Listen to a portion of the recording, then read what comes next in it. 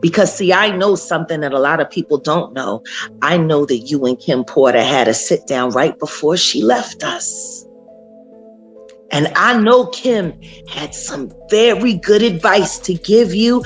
I didn't know Cassie, but I knew somebody who was going through the same thing she was going through, and that was Kim Porter. This is a civil case. It was resolved. Could Diddy still face some criminal charges? I mean, the allegations were, frankly, quite serious. Absolutely, it's 100% possible. A civil settlement does not in any way, make him immune from criminal liability. The thing that a civil settlement would kind of help, Diddy would be that Cassie or Ms. Ventura can't voluntarily go and do things now. That doesn't prevent her from telling the truth if she's compelled by law. The empire of Shawn Diddy Combs had been untouchable for decades. But a new lawsuit filed by former R&B songbird Cassie, Cassandra Ventura, alleging rape and abuse sent shockwaves across the industry. They settled the case out of court, leaving many to wonder what would have been exposed if it had gone to trial. Industry experts predict more accusers will come forward against the hip-hop mogul, whose violent temper has long been an open secret in the music world. For years, rumors have swirled about Combs' behavior behind closed doors, but few dared speak out against him. With the hashtag #SurvivingDiddy trending on social media, even those who knew something was wrong are now speaking up. Will this scandal bring down one of music's biggest names? Aubrey O'Day, formerly of Puffy's group Danity Kane, commented on Instagram, "Been trying to tell y'all for years." Stunned that the details didn't emerge sooner, people are wondering if this was the beginning of the end for Diddy. Indeed, over the course of his 40-year career as rapper, producer, and mogul, Combs has faced litigation, or payouts from litigation, a staggering 47 times. But it wasn't one of those cases which got everyone talking recently.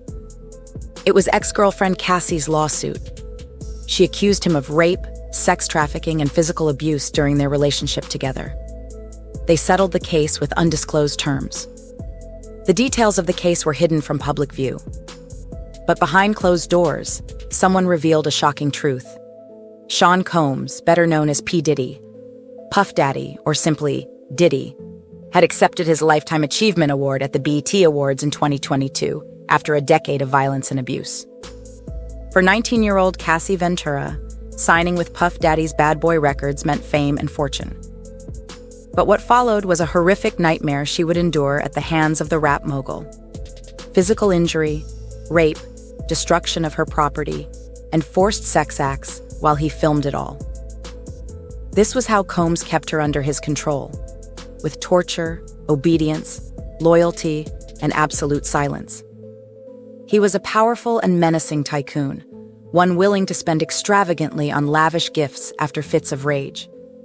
He had an arsenal of tools for manipulation, drugs, threats, and violent beatings that kept staff members hushed and silenced. For Ms. Ventura, a harrowing escape from the cruel clutches of Shawn Combs would be her only feasible way out. In 1991, Combs shot into stardom in the music industry, but it wasn't long before tragedy struck. 9 people dead and 24 wounded at a celebrity charity basketball event he and rapper Heavy D were both held liable for. In 1995, limousine driver Cedric Bobby Lemon attempted to sue Combs after being forgotten by bodyguards hired to protect Mary J. Blige backstage at a concert. Lemon won by default when Combs failed to appear in court, only to have his victory overturned by appeals courts, leaving him with nothing. It seemed there was no escaping the darkness that consumed Shawn Combs. Shawn Combs' life story could be described as one of meteoric rises, followed by an endless string of entangling legal battles.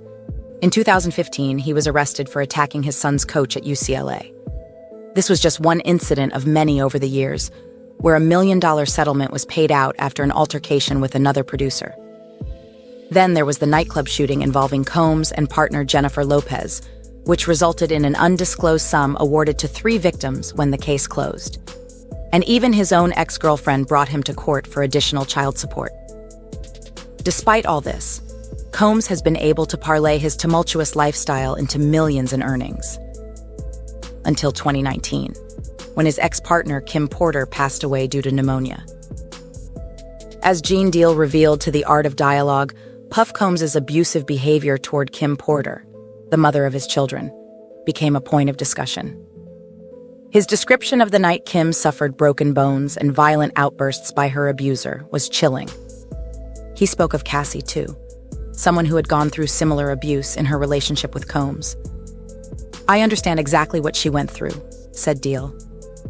And then he recounted the harrowing story of that one night when Paul asked him to meet at the hospital for an unspecified reason. When they arrived there, the sight of Puff's right hand bound in a white t-shirt to combat oozing blood from a deep laceration left the air heavy and still. Kim had defended herself against the man she loved, and it was after this incident that Puff became addicted to pain medication. The insidious truth about Diddy and Cassie was that he had taken her to many places, coercing her into performing sex acts with different men. It appears she had chosen this life of her own volition, but she was a 19-year-old girl being groomed by an older man. Diddy offered her material benefits for performing and dangling the promise of a career in music over her. Gene Deal has heard rumors about Combs' abusive behavior towards Cassie and being sent away to Hawaii to hide from people. It's been said that he broke Kim Porter's nose on a yacht, evidence of his countless acts of physical violence inflicted upon his partners. This is Kim's story, one of oppression, grooming, and violence. The story of Kim is Cassie's story now. Kim's book was Cassie's book. When they looked at it, force didn't mean he threatened to beat her. It was about power and control. Puff had exerted a sinister and controlling influence over her, unceremoniously imposing his will on her like a pimp. He could threaten her career if she didn't do what he said, or even paint a picture so no one else would want to work with her. This is what he did to Wendy Williams, making sure that the moment he got back to New York City from California, she was no longer on the radio as the hottest host. Gene Deal talks about the power of Diddy's influence, from getting Wendy Williams fired to silencing those who spoke out against Cassie. He said, "Puff said it when he was in Cali. I come back to New York and that bitch is on the radio." His words had a chilling effect on the entire industry. Everyone learned what happens when you cross Diddy. Given his clout, they could change things with just a few words spoken over the phone. Artists had no choice but to bow down to him and his wishes. This was a lesson that showed the actual power of the music industry. Gene had seen it all. Puff's disrespect for Janice Combs, his own mother, a transgression that caused Gene to lose any respect he had for him. He remembers confronting Diddy about it. "Man, if you cuss your mother again, I'm gonna beat the shit out of you." But Puff didn't listen, brushing off his mother's importance to his success. It was even worse with Misa Hilton, Diddy's other child's mother. Gene says he used to beat up Misa for her association with hip-hop producer Eric Sermon. Not to mention, she was also the mother of Justin Combs. Misa and Janice weren't the only ones feeling Diddy's rage. For years, Gene saw firsthand that no one was beyond his fury. When news of Cassie's lawsuit against Shawn Diddy Combs broke, an old video emerged featuring his ex-partner testifying on her horrific experiences with the rapper. Tasha K heard it all. The punching, kicking, and muffling until her face bled, reminding us that domestic violence is still a serious issue in our society that needs to be addressed. Gina had every reason to speak up, and she did. She described how Diddy used his power and money to manipulate her into having 2 abortions. She revealed that back in October 2014, he asked her to get an abortion. And when she hesitated, he offered her $50,000 in exchange. But Gina turned it down out of love for him. She wanted to prove to him that all she desired was his kindness and affection. Combs closed another legal chapter in 2005 after settling with Random House, who had given him a $300,000 advance for a memoir that never went further than planning stage. The publishing giant finally put the book deal to rest.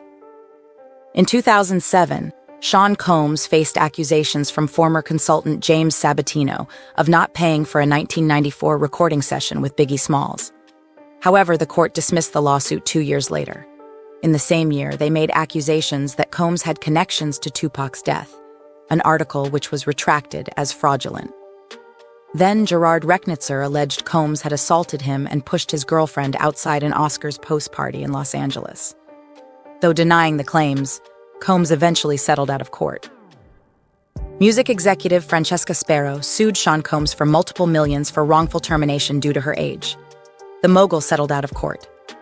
6 years of disputes ended when paparazzo Gustavo Garces received a $35,000 settlement from Combs' bodyguard after being assaulted outside Miami's Dream Hotel on New Year's Eve 2011. In 2017, Cindy Rueda, Combs' personal chef, sued alleging sexual harassment and inadequate wages. She stated Combs had asked her to prepare a post-coital meal and inquired about her thoughts on his nude figure. After they reached a settlement out of court in 2019 with no terms disclosed, Raven Wales Walden, Combs' former nanny, also sought legal action for wrongful termination upon announcing her pregnancy in 2020, despite Combs denying any connection with Porter in Los Angeles County Superior Court. Then, in November 2023, Ventura exposed mega mogul Shawn Combs' purported violent physical abuse, from punching and kicking to years of psychological anguish. Refuting claims that this was an extortion attempt, her attorney confirmed the validity of her accusations. After months of intense bargaining, they achieved a secretive agreement in February 2022. This disclosure sent shockwaves through the music world, highlighting the all-too-common disparity between celebrities and their employees. But rather than accept his wrongdoings, Combs' legal team resorted to distraction techniques. They denied all allegations and blasted Ventura's motives, stating she was after financial gain. Despite having no concrete evidence to disprove Ventura's account of events, Wigdor, Ventura's lawyer, made it clear. Combs had offered 8 figures to keep muted, yet she refused. 54-year-old Mr. Combs founded the iconic Bad Boy Records in 1993, revolutionizing hip-hop and making him one of the wealthiest men in modern music history. Forbes estimated his annual earnings at $90 million, due to his marketing partnership with Diageo-owned Ciroc Liquor. They reported his net worth to have reached a staggering $1 billion. With his immense wealth and power, those closest to him were aware of his abilities, and now they would make sure justice was served. But behind the flashy cars, fancy suits, and glamorous career as one of music's most powerful executives lies an even darker story. As alleged in the lawsuit filed by Ms. Ventura, a former artist of Bad Boy Records, her entanglement with Puff Daddy was a nightmarish experience full of intimidation, coercion, and fear. She claims he assaulted her multiple times, asked her to carry a gun in her purse, and hung one of her friends over the balcony of a 17th-floor hotel room. She did not know what she'd endure when she agreed to work with Mr. Combs. Not only was he controlling her career, but he also had access to her personal medical records, even supplying her with drugs, ecstasy and ketamine, and urging her to use them. In 2009, in a fit of rage, he violently pushed her into a car and kicked her in the face, leaving a trail of blood until he had his staff take her to a hotel room for a week, where they kept her sequestered by force. She begged to go home to her parents, but he refused, trapping her in an inescapable nightmare that's driven her to seek unspecified damages from this monster. The legal documents allege that, in her many years with Mr. Combs, he exposed Ms. Ventura to his violent outbursts. One chilling incident described in the court papers states that in early 2012, when Ms. Ventura started dating rapper Kid Cudi, Mr. Combs threatened to blow up his car. The rapper later confirmed that his car had exploded in his driveway around this time. The suit further alleges that as their relationship grew, Mr. Combs imposed upon Ms. Ventura a dangerous and sinister fantasy of his dubbed voyeurism. This involved her having sex with a succession of male escorts while he watched on, masturbating, and capturing photos and videos. They referred to these encounters as freak-offs, and they would take place at luxury hotels across the country. These encounters always involved costumes such as masks and lingerie. Now these secrets are seeing the light of day. As she stepped into the dark, nocturnal world with him, drugs were rampant and seemed her only escape from what lurked in the shadows. For years, a continuous cycle of illegal sexual activities across multiple states had hidden in plain sight, with his phone as a vault for all the evidence. In one of her attempts to flee, security cameras caught Mr. Combs throwing glass vases at her in a hallway filled with shattered shards. In 2018, in their final days together, she alleges he forcibly entered her apartment and raped her after a dinner date in Malibu, disregarding her shouted pleas of no. His abuse drove Ms. Ventura to never look back at Bad Boy. And soon after, she married personal trainer Alex Fine, continuing to create a family with 2 beautiful kids. Now, justice looms on the horizon with New York's Adult Survivors Act. After years of suffering through silence and darkness, Cassie declared in her lawsuit, "I'm ready to share my story and speak out for myself, as well as other women who have experienced violence or abuse in relationships." Ms. Ventura faced a daunting decision: to keep quiet or take a stand against the wrongdoing of a powerful figure. She chose the latter. The reports of Diddy settling his lawsuit with Cassie did not surprise those on social media. No matter the precise legalities, most agreed that Puff had done wrong here. How this will affect his life remains to be seen, from his business deals to philanthropic endeavors and even music releases. He'll try to stay under the radar for a while. After all, who wants to keep partying when you know everybody's talking about you? As for Cassie, she hasn't peeped since her lawsuit, no doubt trying to move on and forget about it. With one looming doubt, we all must consider: what lies ahead for Shawn Combs? Will they force him to answer the judicial system? Or will the Weinstein pattern repeat itself when more victims come out of the shadows? Rumor has it that a group of men are plotting to file a collective sexual assault suit against him. It's about to get messy, folks. In 2004, New York Magazine ran a profile on Kimora Simmons that said, Kimora said something to Combs and he threatened to hit her in an alleged prior incident. However, Combs declined to comment.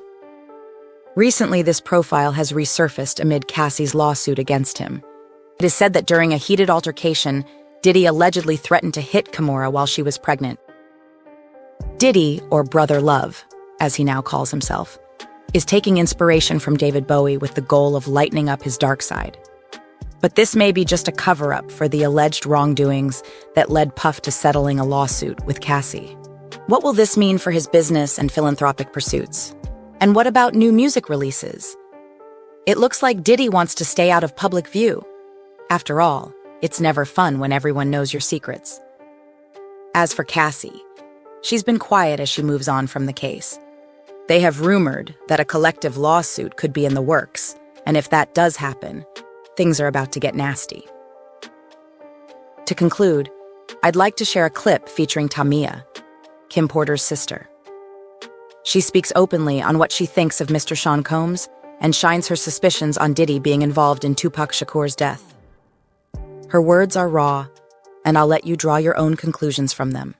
Is it true that Kim Porter caught P. Diddy giving another man head? Yes, absolutely, absolutely. I'm my sister. She told me from her mouth to my ears.